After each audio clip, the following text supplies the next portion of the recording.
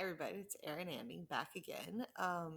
Going to show you the very basic of one of the major apps that we are given in our Google account, and that is Drive. Drive is probably the most important, as much as I don't think about it, it's probably the most important app we are given in Google.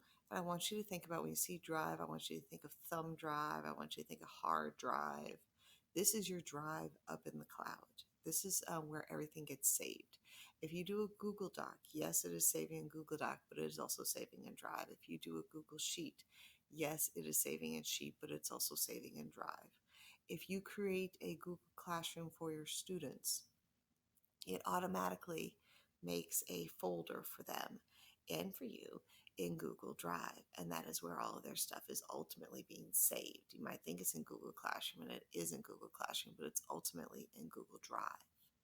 So a week or two ago, I gave an assignment to the freshmen, and they copied an activity and made their own version of a product that I had made, and it was in Google Classroom. But when they went back to it, if they clicked copy again, they were just making a second copy.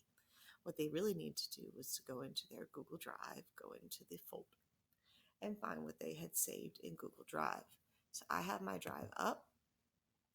I personally start here every time. Some people go into the actual application that they're using, like Sheets or Docs. I start here. You can always add more. You can upload files and folders.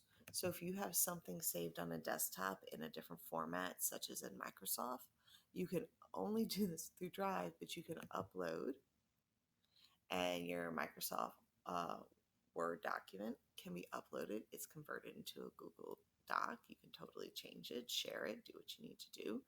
If you need to later on, you can download it and download it back into a Microsoft Office Word document. So this is kind of home base.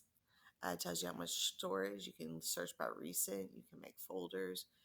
What has been shared with you. You also have shared drives. So like if the English department wanted to make a drive where everything can be seen by just the people on there, you can have it make a shared drive. I actually have one shared drive with someone else.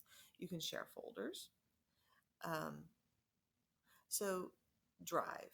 Make sure you understand Drive. Think of it again as your thumb drive, your hard drive in the cloud. If you were to use your Microsoft products that the district gave you in the cloud, you would do a similar thing in their OneDrive. Once again, the drive in the sky. Thank you very much.